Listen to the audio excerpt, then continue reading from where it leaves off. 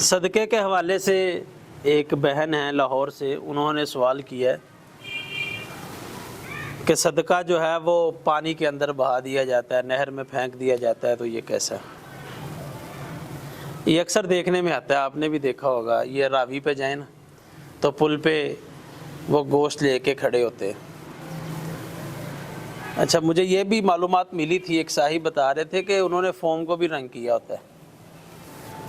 وہ جانور بعض اوقات جو چیل کوے کھاتے ہیں تو ان کے گلوں کے اندر پھنس جاتا ہے، بعض کی اموات ہو جاتی ہے، بعض شدید تکلیف کا جو ہے وہ سامنا کرنا پڑتا ہے۔ یعنی آپ جو بڑی نہریں اور آمد و رفت والے پل ہیں وہاں پہ آپ دیکھیں گے کہ یہ لوگ کھڑے ہوتے ہیں گوشت لے کر، وہ سر پہ وارتے ہیں اور وار کر جو ہے وہ پھینک دیتے ہیں، جس کو ہم صدقہ تصور کرتے ہیں۔ تو صدقہ ہے کیا؟ صدقہ کیا ہے؟ تدفع البلا، حدیث شریف میں فرمایا گیا صدقہ بلاؤں کو دور کرتا ہے، صدقہ قبر کی گرمی کو بجھاتا ہے۔ اچھا، بعض صدقات ایسے ہیں جو انسان پر واجب ہے، لازم ہے، شریعت نے لازم قرار دی ہیں ان کو۔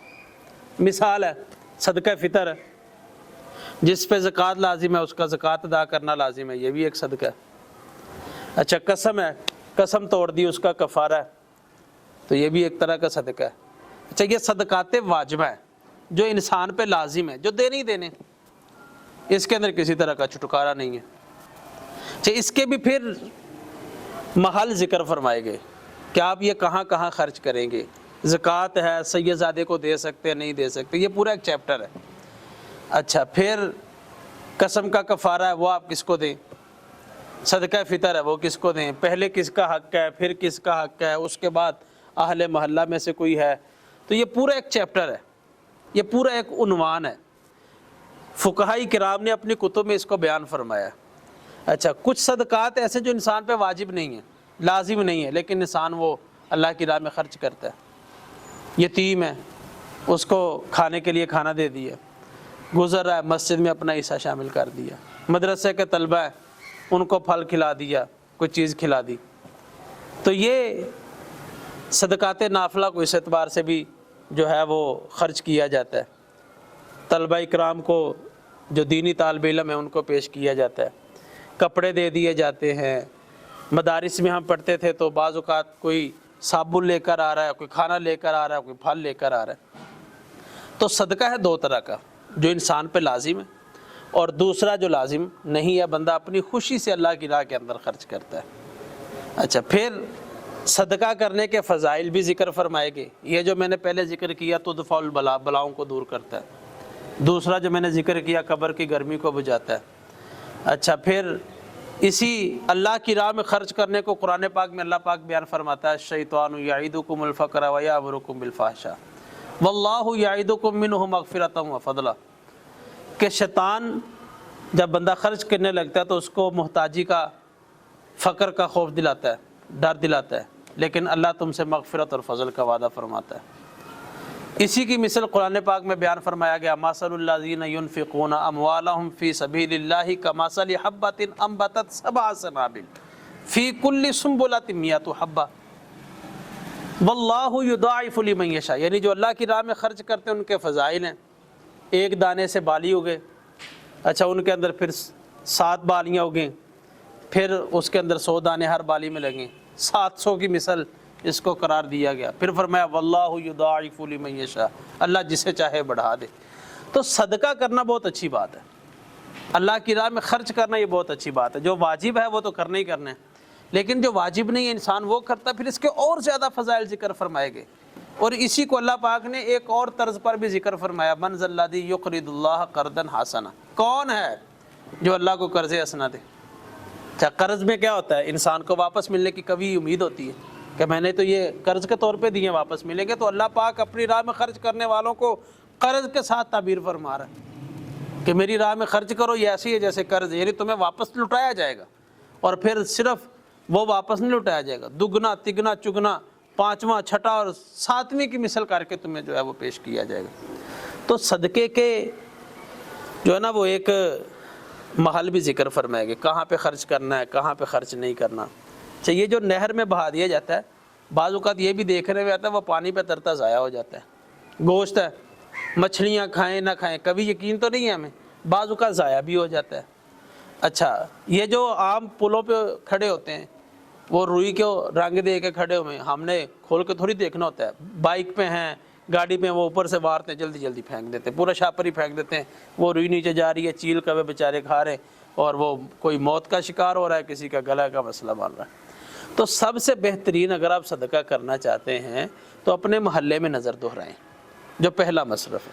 अपने ख़ानदान में नज़र दोहराएं, अपनी फैमिली में नज़र दोहराएं कि कौन है यार मेरा गरीब भाई, कौन है गरीब बहन, कौन है।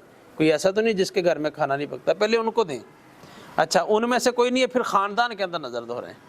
उनमें से कोई ना तो मोहल्ले के अंदर नज़र दोहराएं। कोई ऐसा शख्स नहीं मिलता जिसको आप सदका दें, तो फिर आपके लिए मदारिस के तलबा कराम तो हैं। कई तलबा कराम ऐसे हैं जिनको मैं बजाते खुद जानता हूँ, बेचारे साल साल हो गए कपड़े नहीं लिए उन्होंने। वो एक से मैंने पूछा यार आपने ये फल खाया? कहता जी तकरीबन 2-3 साल ही हो गए मैं ये फल नहीं खा सका, हालांकि वो 150 रुपये किलो पिछले दिनों भी करा था। यानी तलबा इल्म दीन भी बाज़ औक़ात ऐसे होते हैं, गरीब घरों से तो मदारिस में पढ़ने के लिए आते हैं। तो सबसे बेहतरीन मसला मैंने आपको ज़िक्र किया, पहले अपनी फैमिली में देखें, ख़ानदान में देखें, अहले महल्ला में से देखें, वो नहीं है तो फिर तालिब इल्म देख लें, मदरसे के तलबा पे ख़र्च कर दिया जाए। लेकिन ये जहन में रखें, ये जो भिखारी होते हैं ना, पेशावर मांगने वाले, इनको ना दिया जाए। बाज़ ऐसे बदकिस्मत लोग होते हैं मस्जिद में आके सवाल करते हैं, मना भी करते हैं उनको, यार मस्जिद में मांगना मना है, मस्जिद में नहीं मांग सकते, फिर आके सवाल करते हैं।